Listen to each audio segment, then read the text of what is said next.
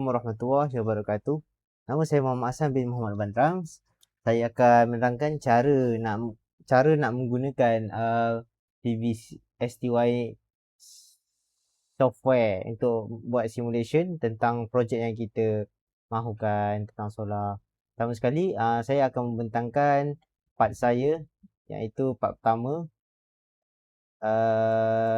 daripada introduction sehinggalah ke cara nak buat project file lah. Cara untuk buat project file. Okay. Pertama sekali kita go kepada kita punya software. Okay, kita buka software kita dulu. Okay. Ini dalam trial version, so kita boleh try untuk 30 hari lah. So close. Okay. Lepas tu dia akan keluar macam ni lah. Ada grid connected, ada standalone, ada pumping. Ini untuk kita punya sistem lah. Kita nak bina sistem apa? Kita nak bina untuk GCPV ada, kita nak buat OGPV ada, lepas tu untuk pumping ada, lepas tu ada database, ada tool.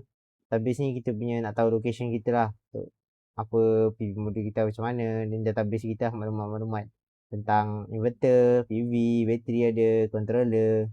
Lepas tu ada untuk graphical, untuk tahu azimuth dengan latitude kita tu lah.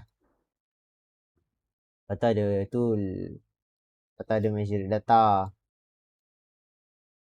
ada ni boleh import file, custom, database and graphical.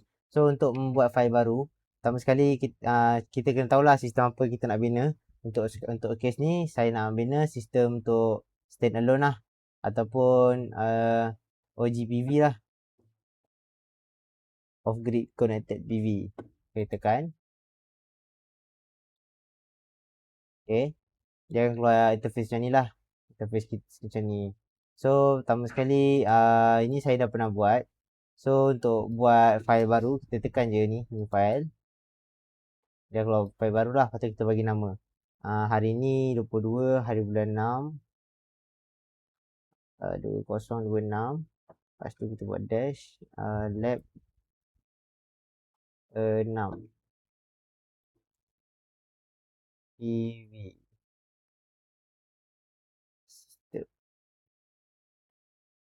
system introduction SY.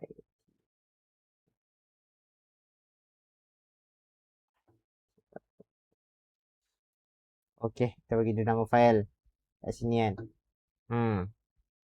Lepas tu kita tekan OK. Dah ada ni. Kita tekan ni lah, new site. Kita nak letak new site. So bila kita tekan new site ni, kita kena letak lah location mana yang kita nak. Dia akan link dengan internet lah.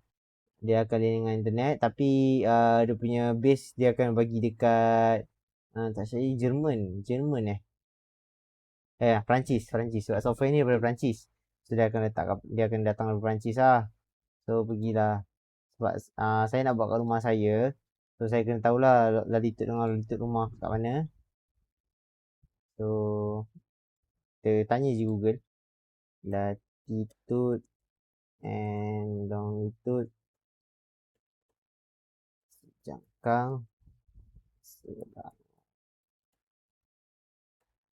Okay, ni dia dah bagi tahu. Okay, copy je ni. Copy, Ctrl C, masuk ke software tadi, paste je, tak copy dia.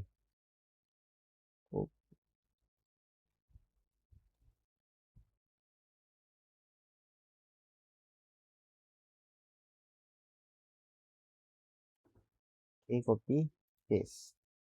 Lepas tu search, dia akan automatic search lah. Dia akan cari daripada internet kawasan ni, Kampung Sejangkang, Kampung Bintang Tengah. So saya nak cari location rumah saya dekat area Lorong Pisang, Jalan Pisang dah lebih. Kat sini Jalan Medan. Ni dah jumpa dah. So bila kita dah jumpa mana yang kita nak buat, tekan je tick point kat sini. Dia akan automatic lah latitude kita, longitude kita berapa dengan altitude kita. Time zone kita 8 sebab Malaysia kan. So kita accept. Lepas tu kita kena import database lah. database ni kita boleh daripada Meteonom 90, NASA Power. Yang ni offline, yang ni online. Lepas tu yang bawah ni semua online. Tapi yang bawah semua ni tak silap ni subscription lah. So kita pergi yang Metanom ni lah. Sebelum tu kita tukar nama site name ni. Tukar nama rumah dan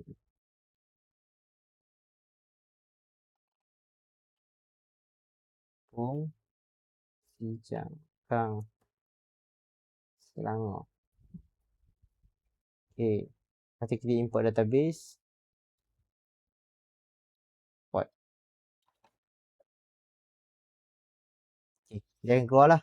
Berapa dia akan bagi maklumat kita punya ni lah. Kilowatt hour per meter per month. Ni power yang akan generate lah. Untuk bulan per meter square. Macam tu lah. So Januari berapa dia akan beritahu. Februari berapa. Kalau nak per day, kita tekan je ni. Ni per day. Per day 4.34 lah per square. Untuk per luas permukaan. Lepas tu kalau kita nak tengok millijoule. Ni millijoule punya MJ ni untuk megajoule. Ini saintis pakai lah, bukan kita lah. Sebab kita biasa orang elektrik, kita akan pakai kilowatt je.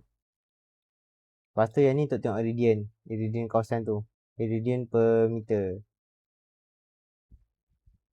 Okay. So bila dah selesai, kita tekan OK. Masa dah keluar macam ni. Okay, save. Okay, dia dah beritahu lah dah save kat database. So, we want to save. Yes. Save. Okay, lepas tu dah keluar kat sini lah. Kampung Sijangkang, bla bla bla bla. Lepas tu kat sini, nama file kita.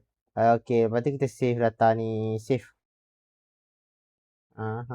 Save. So, bila dah tekan save, kita dah boleh pergi kat seterusnya. Orientation, horizon, near shading, user. Part-part ni akan diterangkan untuk part selanjutnya. Okay, terima kasih.